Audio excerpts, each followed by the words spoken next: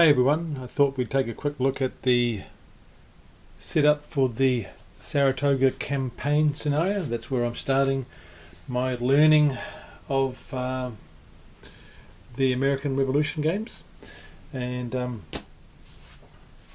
just reflecting on the maps that came with these games. They're outstanding, absolutely outstanding, and this Saratoga one is beautiful to look at, up there with one of my favourites. So anyway, I've set the game up for the campaign for the Saratoga Battle, and let's just have a quick look at the dispositions.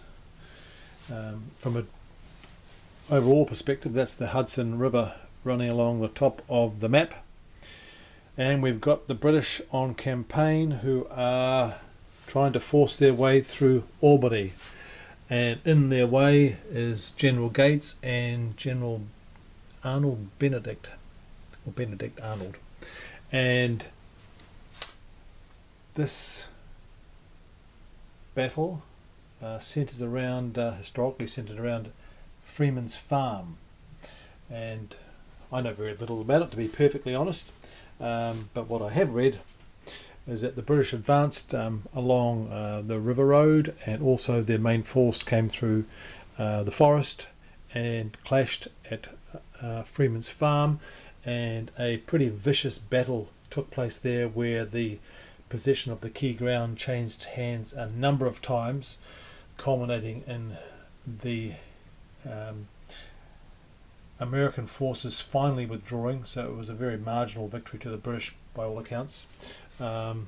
They withdrew back to their prepared positions with earthworks and fieldworks, and the British did not immediately pursue. And had they done so, the Americans, who were very low on ammunition, would probably have given way, according to the history books anyway. But the British failed to carry on, and they regrouped and held around for a few days, allowing the Americans to resupply and so forth, and then eventually the British were repulsed badly, and apparently this was quite a decisive battle in the Revolution. Just taking a quick look at, or a closer look at, the American forces for the setup here. So this is Venice Heights running along here, so a lot of steep ground which the American forces occupied, with earthworks and fieldworks right through to the Hudson River. So I think a pretty strong position, and with some advanced troops just out of the Freeman's Farm area there. Dan Morgan and Dearhorn, a rifle unit there. And the British in the deployment here, they break stacking limits for the initial deployment. As you can see, that's a massive stack of British troops there. There's British, German Legion, I think. I'll break a few apart and we'll have a closer look at them. Okay, so we've got the British regulars in red, quite a swag of them, led by Fraser. We've got Germans in the light green.